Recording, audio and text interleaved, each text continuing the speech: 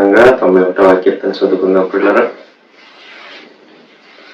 మహోన్నతుని చాటును నివసించేవాడే సర్వశక్తిని నీడలో విశ్రమించేవాడు. మహోన్నతుని చాటును నివసించేవాడే సర్వశక్తిని నీడలో విశ్రమించేవాడు. ఆయనే నాకు ఆశ్రయము, నా కోట, నేను నమ్ముకున్న నా దేవుడని నేను యెహోవాని గురించి చెప్పుచున్నాను. ఆయనే నాకు ఆశ్రయము, నా కోట, నేను నమ్ముకున్న నా దేవుడని నేను యెహోవాని గురించి చెప్పుచున్నాను. వేటకాని ఊరిలో నుండి ఆయన నిన్ను విడిపించును, నాశనకరమైన తెగులు రాకుండా నిన్ను రక్షించును. వేటకాని ఊరిలో నుండి ఆయన నిన్ను విడిపించు, నాశనకరమైన తెగులు రాకుండా నేను రక్షించును.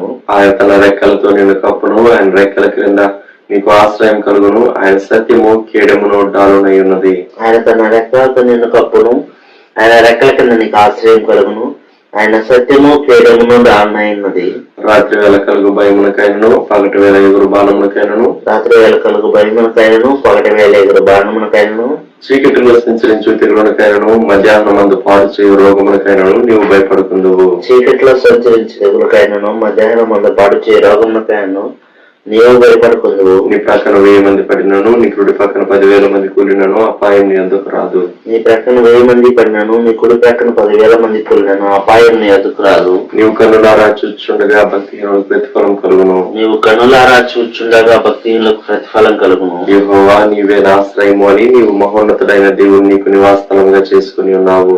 యెహోవా నీవే నా ఆశ్రయము అని నీవు మహోన్నతుడైన దేవుని నీకు నివాసస్థలముగా చేసుకుని ఉన్నావు. నీకు అపాయమేమీ రాదు, ఏ తెగులును నీ గుడారం సమీపించదు. నీకు అపాయమేమీ రాదు, ఏ తెగులును నీ గుడారము సమీపించదు. నీ మార్గములన్నిటిలో నిన్ను కాపాడుటకు ఆయన నిన్ను గురించి తన దూతలకు ఆజ్ఞాపించును. నీ మార్గములన్నిటిలో నిన్ను కాపాడుటకు ఆయన నిన్ను గురించి తన దూతలకు ఆజ్ఞాపించును. నీ పాదములకు రాయి తగలకుండా వారు నిన్ను తమ చేతుల మీద ఎత్తి పట్టుకుందరు. నీ పాదములకు రాయి తగలకుండా వారిని తమ చేతుల మీద ఎత్తి పట్టుకుందరు. నీవు సింహములను నాగపామును త్రొక్కెదవు, కొదమ సింహములను భుజంగములను అనగదొక్కెదవు. నీవు సింహములను నాగపామును త్రొక్కెదవు, కొదమ సింహములను భుజంగమును అనగదొక్కెదవు. అతడు నన్ను ప్రేమించున్నాడు గనుక నేను అతన్ని తప్పించదను, అతడు నా నామం ఎరిగిన వాడు గనుక నేను అతని కనపరచదను. అతడు నన్ను ప్రేమించుచున్నాడు గనక నేను అతను తప్పించదను, అతడు నా నామం ఎరిగిన వాడు గనక నేను అతని కనపరచదను. అతడు నాకు మొరపెట్టగా నేను అతనికి ఉత్తరం ఇచ్చదను, శ్రమలో నేను అతనికి తోడై ఉండేదను, అతను విడిపించి అతని గొప్ప చేసేదను.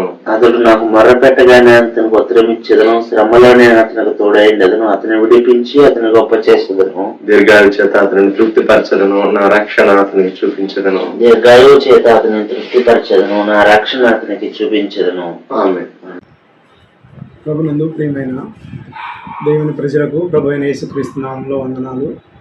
మన ప్రియులు ప్రభుదాసన్ గారు, దైవజనులు, అలాగే దైవజనరాలు బానక్ గారు, మరి ఈ సంఘం నడిపించట్లో వారు తీసుకున్నటువంటి శ్రద్ధ ఎంతో గొప్పది. ఈ 40 దినాల యొక్క సిలువ ధ్యాన గురించి మనం ధ్యానిస్తూ వస్తూ ఉన్నాము. మరి అలాగైతే మనము ఈరోజు ప్రార్థనతో ఈ సిలువ ధ్యానము ప్రారంభించుకుందాం.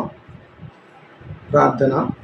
జీవం గల తండ్రి, పరిశుద్ధ దేవ, యేసుక్రీస్తు సర్వశక్తి గల పరిశుద్ధ నామములో దేవా, మీరు ప్రేమించి మీ దాసుని ఏర్పరచుకుని ఈ సంఘ స్థాపనలో బ్రాంచెస్లో పరిచర్య చేయడానికి మీరు ఉద్దేశించినవి దేవా, అనేకునికి దీవెన, క్షేమం, మేలు కలుగునట్లు దేవా, మీరు మీ బిడ్డలను నిలువబెట్టి నడిపిస్తూ వస్తున్న గత సంవత్సరాలన్నిటిని బట్టి మీకు వందనాలు చెల్లిస్తున్నాను తండ్రి. అలాగే అనేకులని దేవా మరి శిష్యులుగా తయారు చేయట్లో మీ దాసురాల పాత్ర ఎంతో ఉన్నది నాయన.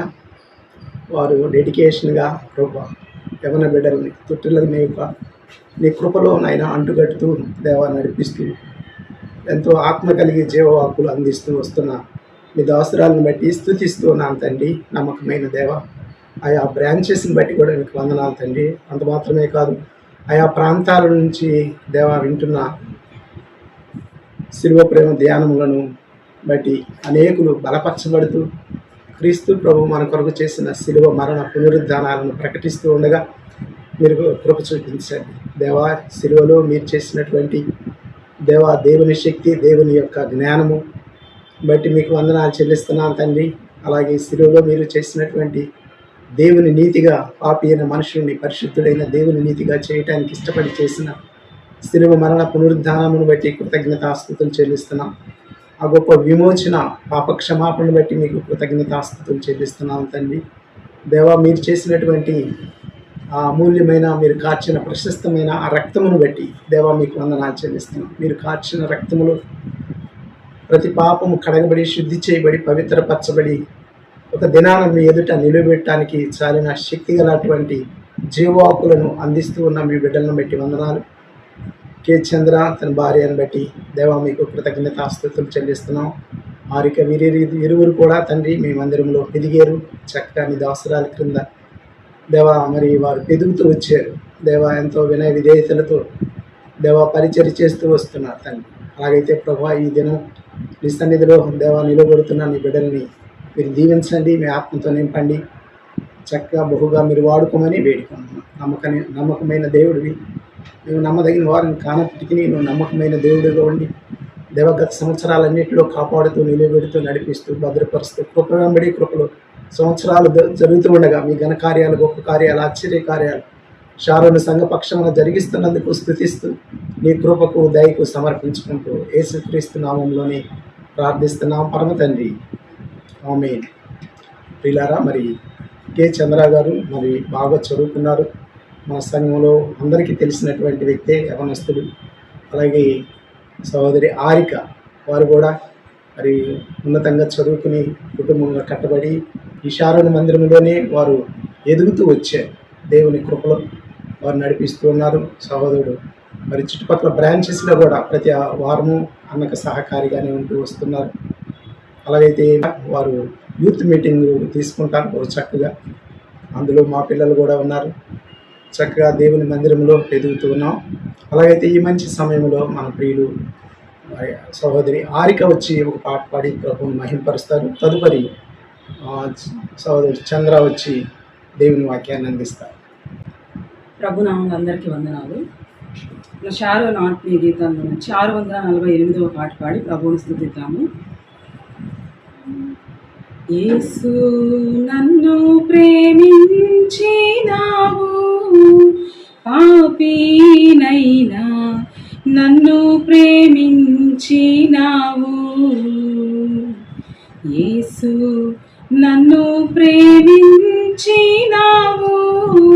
పాపినైనా నన్ను ప్రేమించినావు. నన్ను ప్రేమింప మానవ రూపమెత్తి దానముగా జీవము సిల్వపై, నన్ను ప్రేమింప మానవ రూపమెత్తి దానముగా జీవము సిల్వపై నిచ్చి కన్న తల్లిదండ్రుల ఎనాదమ్ముల ప్రేమ కన్నా మించిన ప్రేమతో నిచ్చి కన్న తల్లిదండ్రుల ఎనాదమ్ముల ప్రేమ కన్నా మించిన ప్రేమతో యేసు నన్ను ప్రేమించినావు, పాపినైనా నన్ను ప్రేమించినావు. తల్లి గర్భమునానే ధరింపబడినప్పుడే దొరితుండనయ్యుంటిని. తల్లి గర్భమునానే ధరింపబడినప్పుడే దొరితుండనయ్యుంటిని. నా వల్ల చేయబడెడు నెల కార్యములెప్పు డెయ్యంబులై ఉండగా యేసు నన్ను ప్రేమించినావు, పాపినైనా నన్ను ప్రేమించినావు.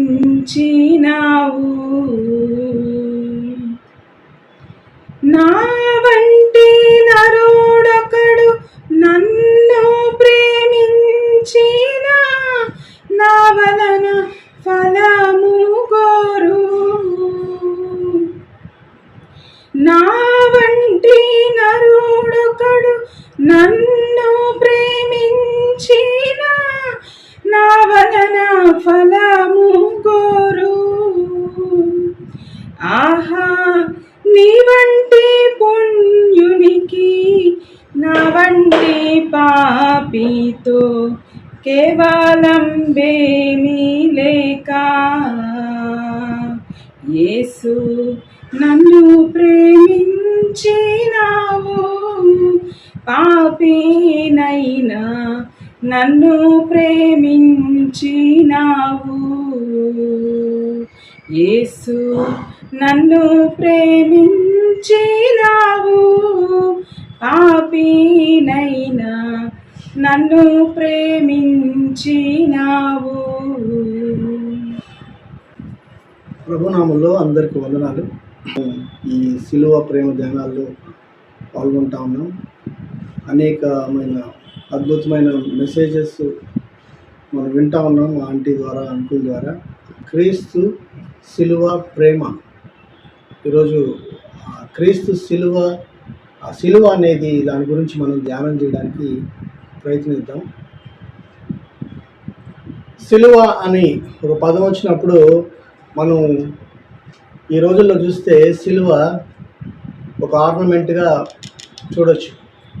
అంటే మన చేతి రింగులకు కానీ, లేకపోతే మన చెవుల్లో ఉన్న రింగ్స్ కానీ, లేకపోతే మన మెడలో ఉన్న నెక్లెస్ కానీ, లేకపోతే ఒక బ్రాస్లెట్గా కానీ ఎక్కడ చూసినా మనకు సిలువ అనేది ఒక ఆర్నమెంట్గా మనకు కనిపిస్తూ ఉంది. ఆ ఆర్నమెంట్ మనం చూడొచ్చు.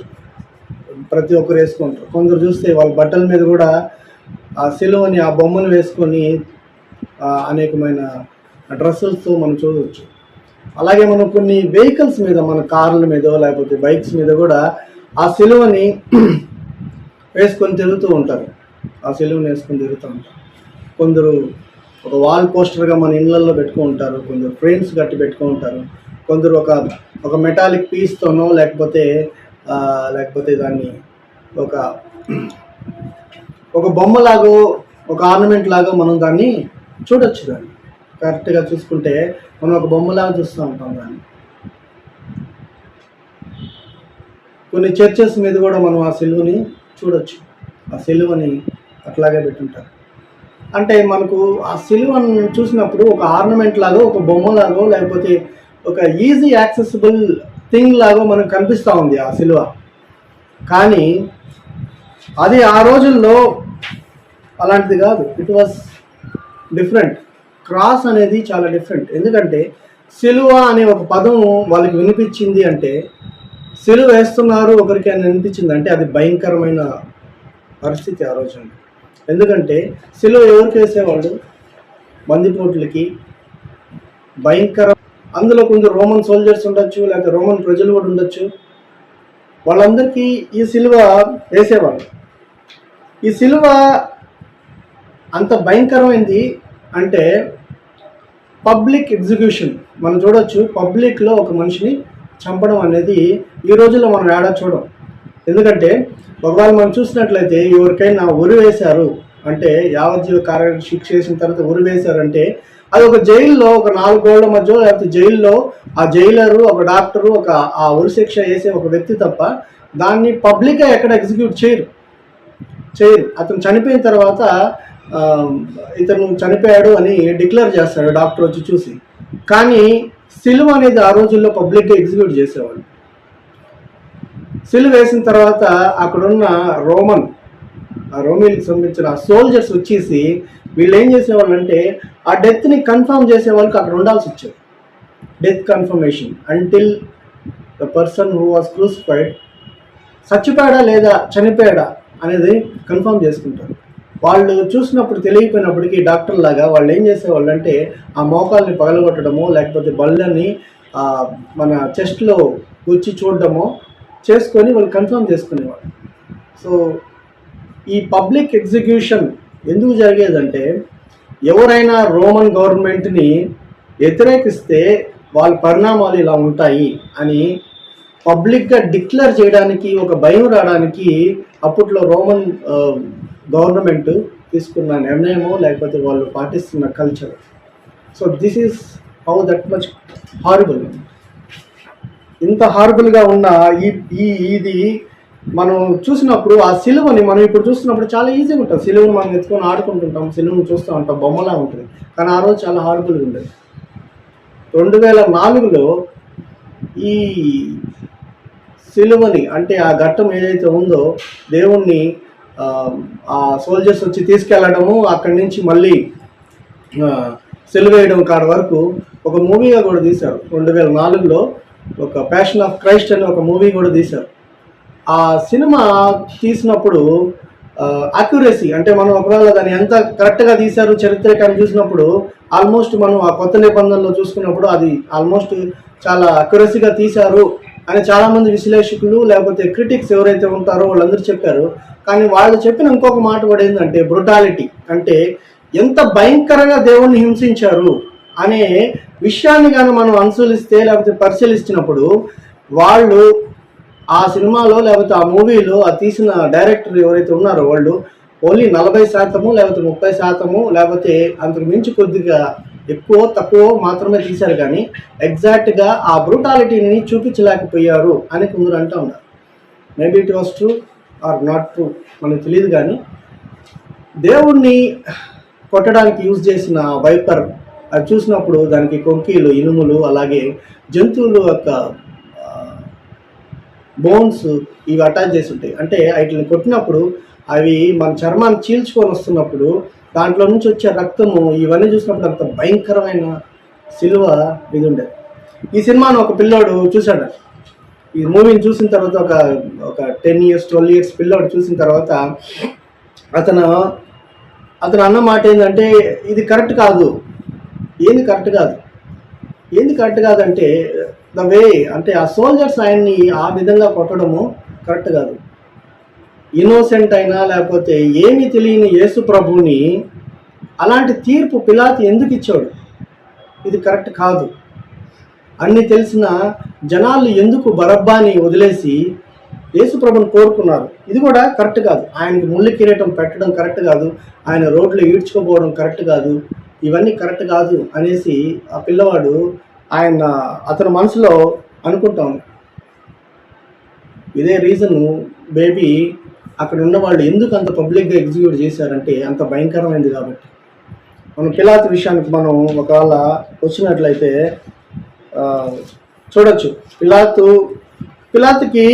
పిలాతు దృష్టిలో యేసుప్రభు ఏంది, ఆయన దృష్టిలో యేసుప్రభు ఎవరు అని మనం ఒకవేళ ఆలోచించినట్లయితే ఆయన అందరూ ఏమనేవాళ్ళు? రబ్బీ అనేవాళ్ళు. ఈయన ఒక యూదుడు, ఈయన మహిమ కలిగిన వ్యక్తి. లేకపోతే ఇతను చాలామందికి ఎవరైతే కుష్టి వ్యాధులు ఉన్నారో, ఎవరైతే కాళ్ళు లేని వాళ్ళు ఉన్నారో, ఎవరైతే కాళ్ళు లేని ఉన్నారో వీళ్ళందరికీ విముక్తి చేపించిన ఒక వ్యక్తి. అలాగే ఈయన ఒక మిరాకిల్ చేయగలిగిన వ్యక్తి, మంచి బోధకుడు. ఇంకా చెప్పాలంటే ఇతనికి చాలామంది ఫాలోవర్స్ ఉన్నారు, వీళ్ళు వెనకాల వెళ్ళేవాడు. లాస్ట్కి ఆయనకు వచ్చిన కంక్లూషన్లో ఏంటంటే ఈయన ఈ శిక్షకి అర్హుడు కాదు అనే విషయం పిలాతుకి బాగా తెలుసు. Is nothing worthy of death. ఈ డెత్కి ఆయనకి అసలు అర్హుడే కాదు అని ఆయనకు బాగా తెలుసు. బట్ ఈ విషయాన్ని మనకు బైబిల్లో చూసినప్పుడు కూడా 3 చోట్ల, యోహాను రాసిన సువార్తలో 3 చోట్ల ఐ ఫీల్ నో గిల్టీ, ఇతని మీద ఏ అపరాధం ఉన్నట్టు నాకు తెలియట్లేదు అనేసి చక్కగా చెప్పినట్టు మనం చూడొచ్చు ఇట్లా. సో ఇంత జరిగిన పిలాతు తెలుసుకున్న విషయం ఏంటంటే ఇతను దొంగ కాదు, ఇతను ఏ మర్డర్ చేయలేదు, ఇతను ఎట్లాంటి తప్పు చేయలేదు, ఎట్లాంటి అపరాధం ఈయన మీద లేదు, ఇతను అర్హుడు కాదు అని తెలుసు. అంటే దేవుడు ఎలాంటి వాడు కాదో అని మాత్రమే పిలాతుకి తెలుసు.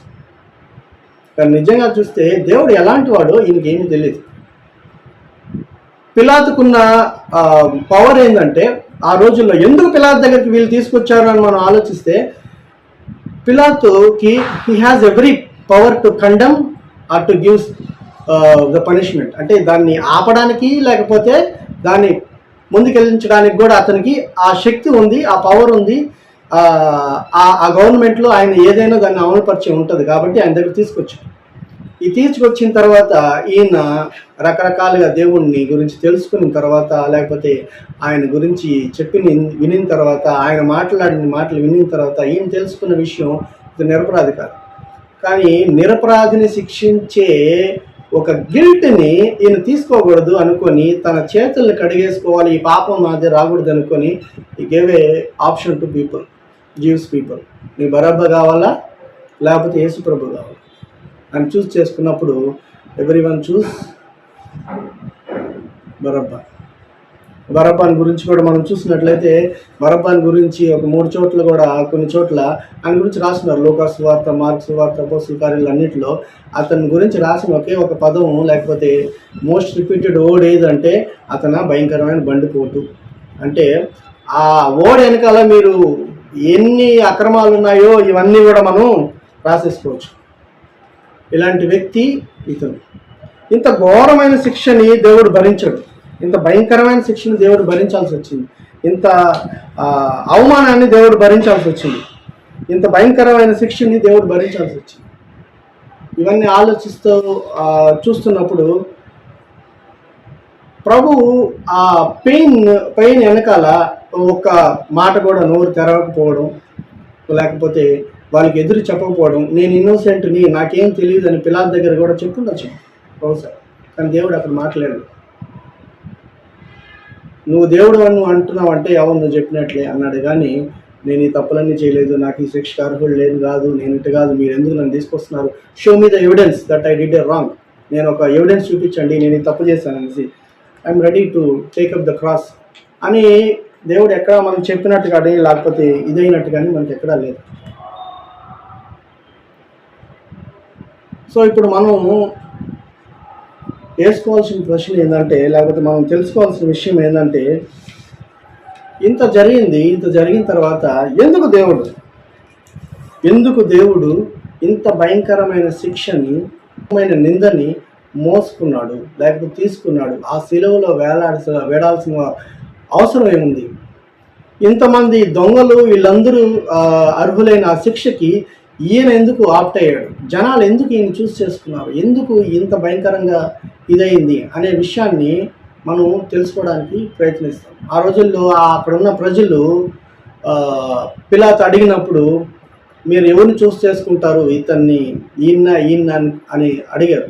అప్పటికి ఈయన పిలాతు ఏం చేశాడంటే, వీళ్ళ మనసు కరగడానికి కొన్ని కొరడా దెబ్బలు కొట్టనంటే ఆ హింసను చూసైనా వీళ్ళు మారిపోయి, ఈయన గొప్ప టీచర్ కదా, ఈయన్నే చూస్ చేసుకుంటారు, బరబ్బాని ఎందుకు చేసుకుంటారులే అనుకున్నాడు.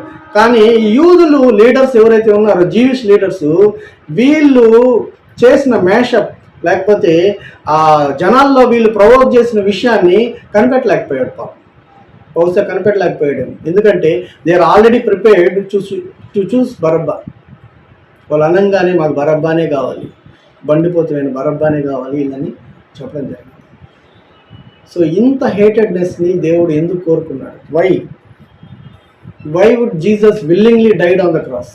ఎందుకు ఆయన కోరుకున్నాడు, ఎందుకు చనిపోయాడు అనే విషయాన్ని మనం చూసుకోవడానికి ప్రయత్నిస్తాం. ఈరోజు మనం దాన్ని తెలుసుకోవడానికి ప్రయత్నిస్తాం. మనం చూసినట్లయితే ఆ విషయాలకి మనం దగ్గరికి చూసుకున్నట్లయితే, మొదటి విషయం మనం చూసినట్లయితే ఎందుకు దేవుడు మన కొరకు చనిపోయాడు అంటే,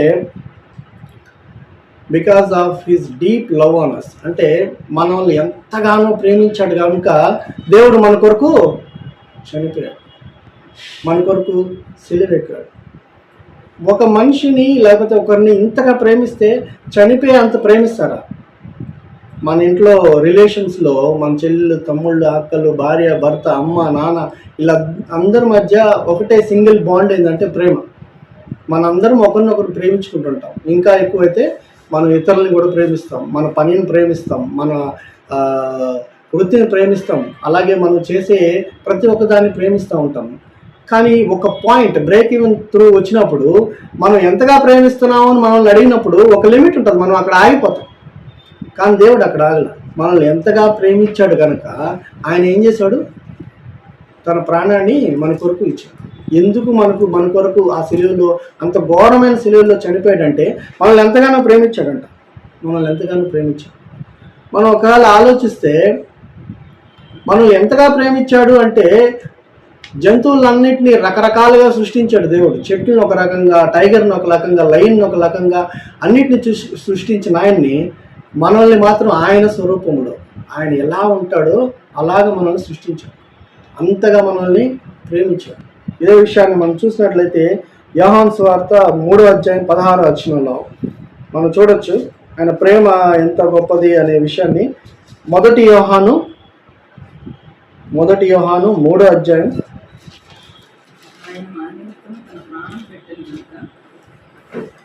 ఆయన మన నిమిత్తం ప్రాణం పెట్టిన కనుక దీనివల్ల ఈయన ప్రేమ ఎట్టిదని మనం తెలుసుకుంటున్నాం. మన కొరకు ప్రాణం పెట్టాడు కాబట్టి ఆయన ప్రేమ ఎంత గొప్పదనేసి మనకు తెలుస్తుంది. మన ఇంట్లో చిన్నపిల్లలు ఉంటారు, నువ్వు ఎంతగా ప్రేమిస్తున్నావు, ఎంత ఇష్టపడుతున్నావు అన్నప్పుడు వాళ్ళకి శక్తివంతమైనంత వరకు వాళ్ళు మనల్ని హగ్ చేసుకొని నువ్వంటే చాలా ఇష్టం డాడీ లేదా మమ్మీ అని మనం చెప్తా ఉంటాం. కానీ దేవుడు మనల్ని ఎంతగా ప్రేమిస్తున్నాడో మనం అడగముందే మనల్ని నేను ప్రాణం ఇచ్చు అంత సైతంగా నేను ఐఎమ్ రెడీ టు డై, నీ కొరకు నేను చనిపోయేంతగా నిన్ను ప్రేమిస్తున్నాను కనుక నేను నీ కొరకు చనిపోయాను. రెండో విషయాన్ని మనం చూసినట్లయితే దేవుడు ఎందుకు మన కొరకు చనిపోయాడు అంటే హీ కుడ్ రిడీమ్ us, అంటే మనల్ని విమోచించడానికి రెడెంప్షన్. దీని కొరకు మన కొరకు చనిపోయాడు. మనల్ని విమోచించడం, దేని నుంచి విమోచించడం? మనం దేంట్లో బందీలు అయిపోయి ఉంటే మనల్ని విమోచిస్తున్నాడు దేవుడు. మనం దేంట్లో బందీలు అయిపోయినాం చెప్పండి? ఏ భేదము లేదు, అందరూ. ఏ భేదము లేదు, అందరూ. అందరూ అంటే దానికి బ్రాకెట్లో మీరు ముసలోళ్ళు, పెద్దోళ్ళు, అందంగా ఉండేవాళ్ళు, అందహీనంగా ఉండేవాళ్ళు, అమెరికన్సు, ఇండియన్సు, జపనీసు, ఈ మతం వాళ్ళు, ఆ మతం వాళ్ళు, వాళ్ళు వీళ్ళు, ఏ భేదము లేదు. ఆ బ్రాకెట్లో మీ you can fill it anyone, అంటే ఏదైనా పెట్టుకోవచ్చు. ఏ భేదము లేదు, అందరూ పాపం చేసి దేవుడు అనుగ్రహించు కృపను పొందలేకపోతున్నారు. సో ఆ పాపం అనే బంధకంలో నుంచి, లేకపోతే ఆ బాండేజ్ల నుంచి మనల్ని విమోచించడానికి, వాటి నుంచి డ్రాగ్ చేయడానికి, వాటి నుంచి తీసుకురావడానికి మనల్ని దేవుడు చనిపోవాల్సి వచ్చింది. ఆయన ప్రేమ ఎంత గొప్పదో చూడండి. మనం ఒకరి కొరకు ఏదైనా ఆపదలో ఉన్నారు, లేకపోతే ఏదైనా అవసరంలో ఉన్నప్పుడు వాళ్ళ కొరకు మనం కొంత దూరం వాళ్ళకి వెళ్ళగలుగుతాం, కానీ అంత మించి మనం వెళ్ళలేం. ఎందుకంటే ఎవరికైనా బ్లడ్ డొనేట్ చేయాలనుకున్నాం అనుకోండి, డొనేట్ చేయొచ్చు. అదే మీరు కిడ్నీ కావాలన్నప్పుడు ఏమొస్తారు, ఆలోచిస్తారు. ఎవరు బహుశా మీ ఇంట్లో వాళ్ళు ఒప్పుకోరు, లేకపోతే ఇంకొక విషయాన్ని వాళ్ళకి మీ శక్తి మించిన ఇవ్వాలనుకున్నప్పుడు చేయలేరు. కానీ ఇక్కడ మనం చూస్తే మన పాపాల నుంచి మనల్ని విముక్తి చెందడానికి, రెడీమ్ చేయడానికి, ఆయన మమ్మల్ని విమోచించడానికి దేవుడు చనిపోయాల్సి వచ్చింది. సో అందరూ పాపం చేస్తున్నారు, ఏ భేదం లేదు. ఆ పాపం ఎలాంటిదంటే మనం అనుకుంటా ఉంటాం, నేను 30 సంవత్సరాల నుంచి మందిరానికి వస్తున్నాను, లేకపోతే 20 సంవత్సరాల నుంచి మందిరానికి వస్తున్నాను, నేను క్రైస్తవ కుటుంబంలో పుట్టాను, నేను పుట్టక ముందే క్రైస్తవుడిని, సో నాకు ఎటువంటి పాపం లేదు, నేను రోజు బైబిల్ చదువుకుంటున్నాను, రోజు ప్రార్థన చేసుకుంటున్నాను, నాకు పాపానికి చాలా దూరం ఉంది అనుకుంటున్నామండి.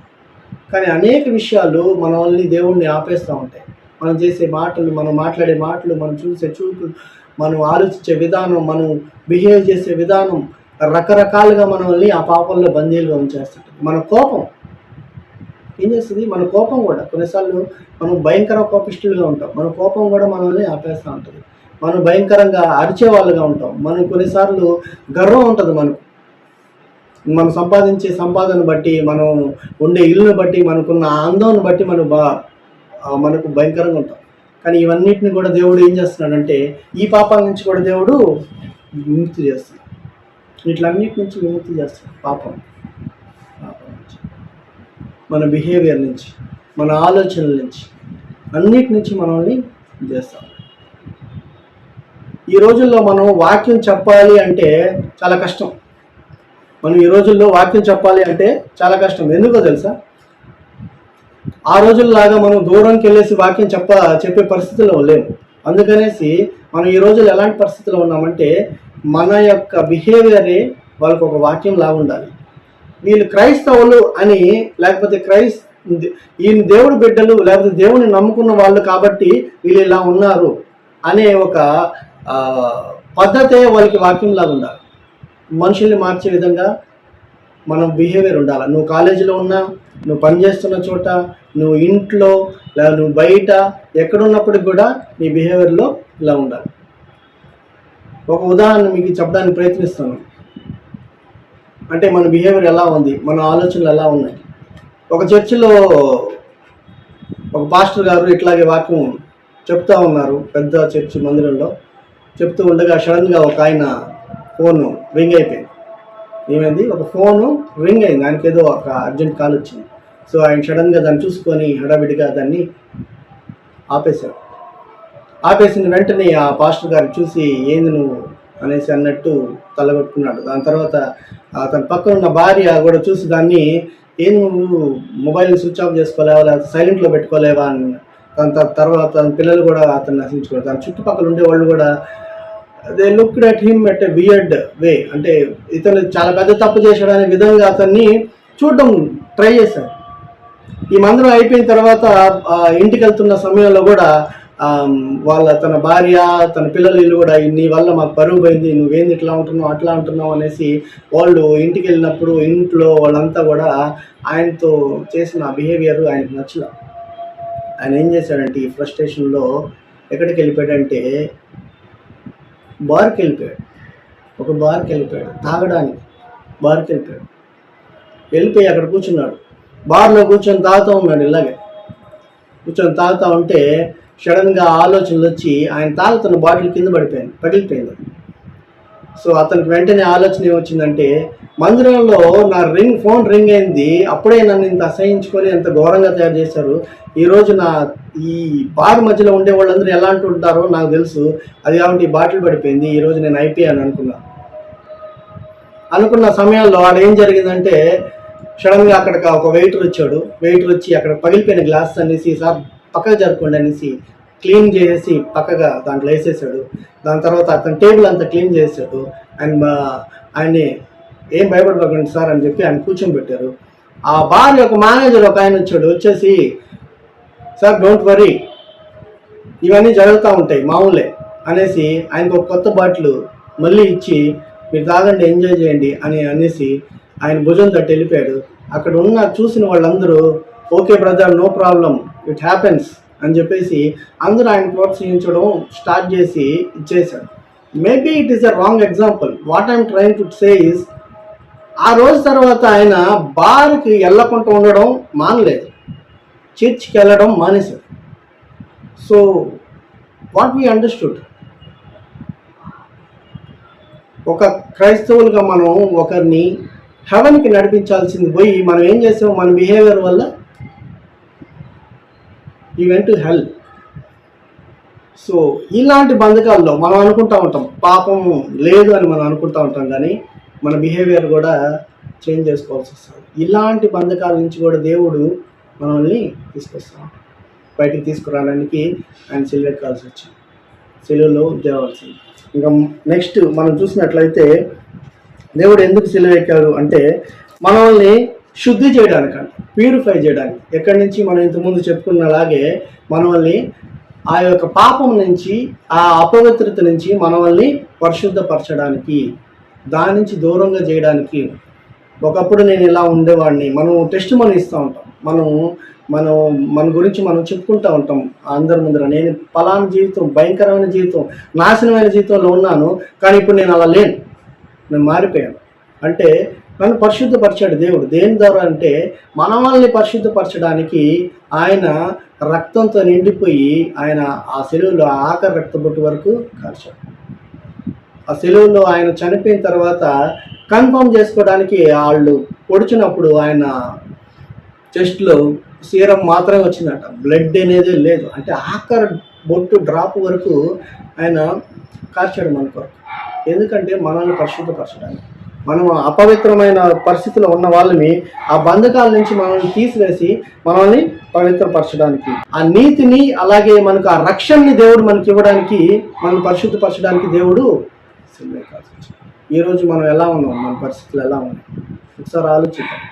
మనం ఎంతవరకు దేవుడు చేసిన పనులన్నిటికీ మనం కరెక్ట్గా ఫాలో అవ్వగలుగుతున్నామా, లేకపోతే ఆ పరిస్థితులకు అనుకూలంగా మన జీవితాన్ని మనం జీవించగలుగుతున్నామా అనేది మనం ఆలోచించుకోవాల్సింది. ఇంకోటి ముందుకెళ్తే, దేవుడు ఎందుకు చనిపోయాడు మన కొరకు అంటే తండ్రి దగ్గరికి మనల్ని చేర్చడానికి, తండ్రి దగ్గరికి మనం చేర్చడానికి.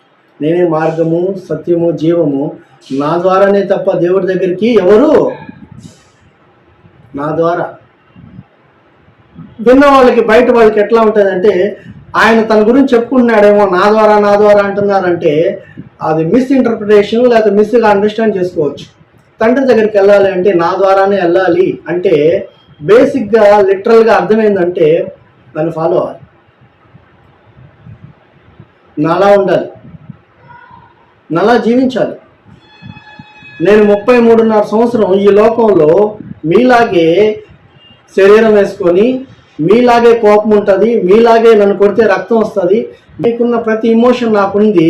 అయినప్పటికి కూడా నేను ఎటువంటి పాపం చేయకుండా ఈ లోకంలో ఉండి చనిపోయి తిరిగి లేచాను. సో మీరు నా తండ్రి దగ్గరికి వెళ్ళాలంటే మీరు కూడా నాలాగే ఉండాలి. సో తండ్రి దగ్గరికి మనల్ని చేర్చడానికి ఆయన ఒక రోల్ మోడల్గా మనకి ఈ లోకంలో ఉండి అలాగే మనల్ని విమోచించాడు, మనల్ని దాని నుంచి తీసుకొచ్చాడు. సో ఈ సిలువ ఎందుకు వేయాలి దేవుణ్ణి? మనం సిలువ అనేసి ఒకటి వచ్చినప్పుడు, మనం ఎవరైనా పాపం చేసినప్పుడు దానికి ఆ పాపం నుంచి నేను తప్పించాలి అన్నప్పుడు ఏం చేయాలి? దానికి ఒక క్రయదానం ఉండాలి. ఆ రోజుల్లో పాత నిబంధనలో మనం చూసినప్పుడు పాప పరిహార బలి, లేకపోతే ఈ బలి ఆ బలి నుంచి రకరకాల బలులు ఉండేటివి. ఆ బలులు ఇచ్చేసి దేవుడికి ప్రార్థన చేసి ఆ పాపాన్ని పోగొట్టుకున్నాం.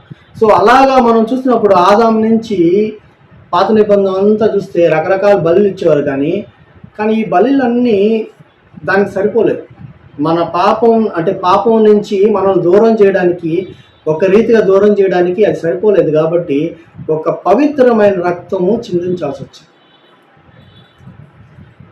మేబీ ఆదాము ఒకలాగా అలా ఉండుంటే అది జరుగుండేదేమో, కానీ ఆదాము యొక్క హిస్టరీలో మనం ఆ స్టోరీ చదివినప్పుడు, లేకపోతే ఆ వర్తమానాలు చదివినప్పుడు అది మారిపోయింది. కాబట్టి సెకండ్ ఆడమ్ యేసుక్రీస్తు పుట్టాల్సి వచ్చింది, ఆ పవిత్రమైన రక్తాన్ని మన కొరకు చిందాల్సి వచ్చింది. అందుకని సిలువలో దేవుడు చనిపోవాల్సి వచ్చింది. తర్వాత మనం చూసినట్లయితే మనందరికీ దేవుడు నిత్య జీవం ఇవ్వడానికి, ఎందుకంటే నిత్య జీవం ఇవ్వడానికి. ఇదే యోహాను రాసిన సువార్త 3వ అధ్యాయం 36వ వచనం. యోహాను 3వ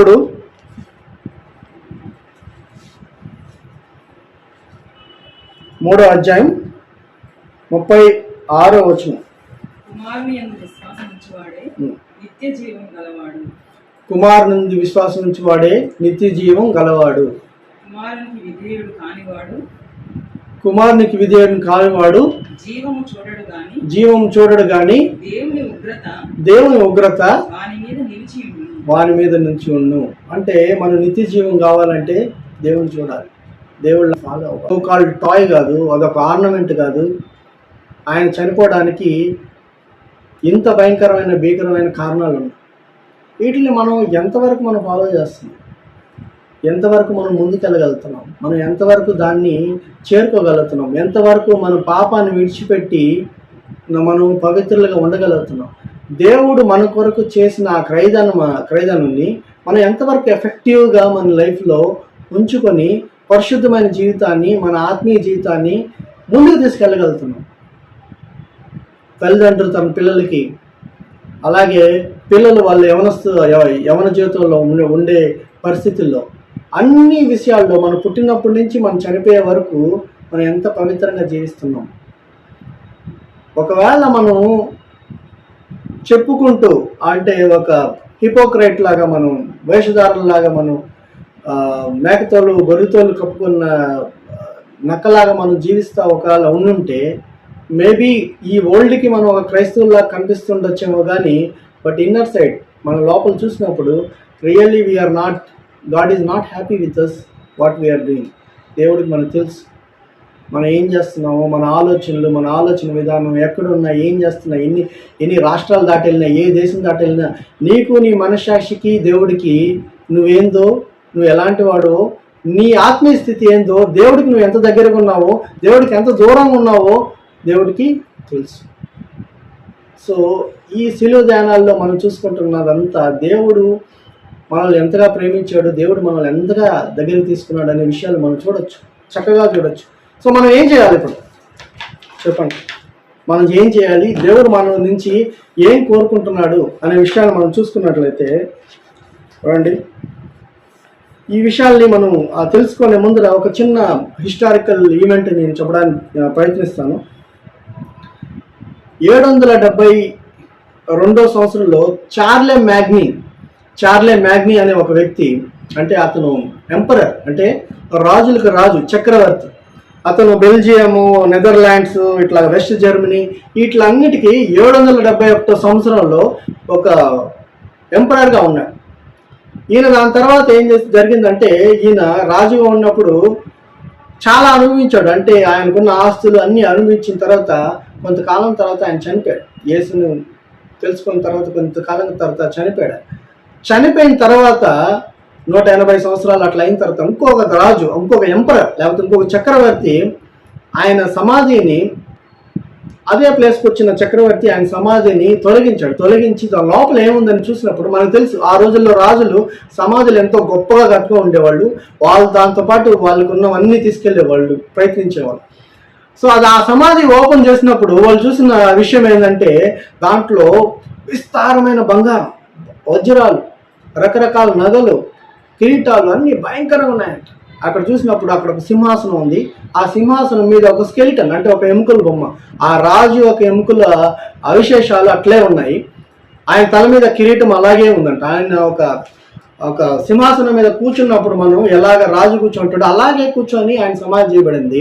ఆయన చేతిలో ఒక మెటల్ ఇది మీద ఒక మాట రాసిందంట. ఆ మాట ఏంటంటే, మార్కు సువార్త 8వ అధ్యాయం, మార్కు సువార్త 8వ అధ్యాయం 36వ వచనం. ఒకడు సర్వలోకమును సంపాదించుకొని తన ప్రాణమును పోగొట్టుకునుట వానికి ఏమి ప్రయోజనము? ఇతను రియలైజ్ అయిన మాట ఏంటంటే, ఒకడు సర్వలోకాన్ని సంపాదించుకొని తన ప్రాణాన్ని పోగొట్టుకుంటా ఏ లాభం?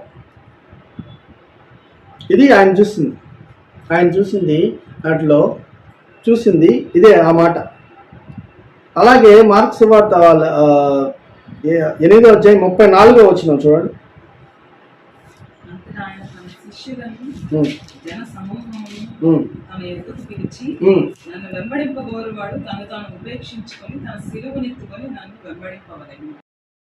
ఏం చెప్పాడంటే, తన శిష్యుల్ని వాళ్ళందరినీ పిలిచి, నన్ను వెంబడింటి వాడు ఏం చేయాలంట? తన్ను తాను ఉపేక్షించుకొని తాను సిలువనెత్తుకొని నన్ను వెంబడించాలి. Deny yourself, take your cross and follow me. ఈ 3 విషయాలు మనం చూడొచ్చు. మనం ఏం చేయాలి ఇప్పుడు? దేవుడు మన కొరకు ఇన్ని చేసినప్పుడు మనం ఏం చేయాలి అని ఆలోచించినప్పుడు, సెల్ఫ్ డినయల్, మనల్ని మనం ఉపేక్షించుకోవాలి. మనల్ని మనం ఉపేక్షించుకోవడం అంటే చెప్పండి, మనల్ని మనం ఉపేక్షించుకోవడం అని అంటే అర్థం ఏంటంటే, మనల్ని మనం మర్చిపోవాలి. మనకున్న ఈ లోకంకి మనకున్న కనెక్షన్ని మర్చిపోవాలి. మనకి ఈ లోకంలో మనం మెటీరియలిస్టిక్గా ఆశిస్తున్న వాటివన్నిటిని డినై చేయాలి. ఈ లోకంకి ఉన్న ఆ బాండేజ్ని బ్రేక్ చేసుకోవాలి. We should deny our self deny చేసుకొని మనం వెళ్ళాలి. అలాగే సిలువనెత్తుకొని వెళ్ళాలి. సిలువను ఎత్తుకోవడం అంటే మనం ఇప్పుడు దాకా చూసాము, మనల్ని మనం ఆ సిలువను ఎత్తుకొని, క్రాస్ని ఎత్తుకొని, ఈ శిష్యులు ఎలాగైతే ముందుకెళ్తా ఉన్నారో అలాగే మనం వెళ్ళగలగాలి. అలాగే ఫాలో జీసస్, మనం ఏం చేయగలగాలి? Follow the Jesus Christ. దేవుణ్ణి వెంబడించడం అంటే మనం కూడా మన జీవితంలో మనం మారుమనసు పొందిన తర్వాత ఆయన అద్భుత కార్యాలు మన జీవితంలో శాంతి, సమాధానం ఇవన్నీ చూస్తాం. కానీ next step, when God ask us to be disciple, మనల్ని శిష్యులుగా కోరుకున్నప్పుడు వీ నీడ్ టు ఫాలో. ఆ రోజుల్లో వీళ్ళు ఫాలో అవ్వడం అంటే, ఆ రోజుల్లో ఈయన చేసిన అద్భుత కార్యాల కింద చాలా మంది ఉన్నారు, కానీ కల్వరి దగ్గరకు వచ్చే లోపల చాలా చిన్న గ్రూప్, ఇంత గ్రూప్ ఉన్న వాళ్ళు చాలా చిన్న గ్రూప్గా మారిపోయారు. మనల్ని కూడా మనం పిలిచినప్పుడు, దేవుడిని సిలువెత్తుకొని వెంబడించమన్నప్పుడు మనం కూడా ఇంతకైపోతాం. సో దేవుడు మన దగ్గర కోరుకునేది ఏంటంటే తన్ను తాను ఉపేక్షించుకొని సిలువనెత్తుకొని దేవుణ్ణి ఫాలో అవ్వం.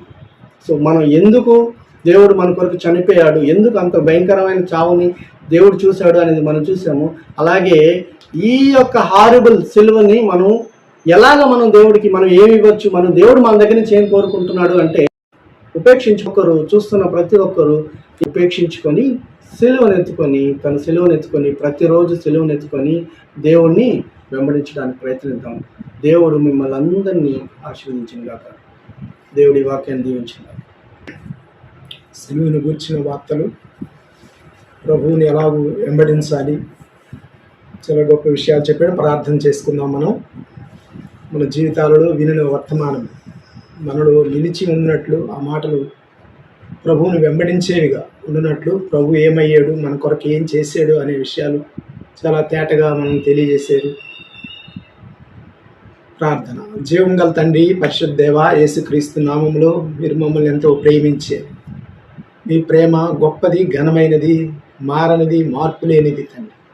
మీ ప్రేమను బట్టి మేము నశించట ఇష్టం లేక అనేక పాపాలతో బంధించబడి ఉన్నప్పుడు దేవా, మీరు సశరీరుడిగా భూమి మీద నరవతారిగా ఈ లోకానికి వచ్చి అన్యాయమైన తీర్పులోనికి వచ్చి మానవులు చేసిన ఏ భేదం లేదు, అందరూ పాపం చేస్తే అందరి పక్షాన,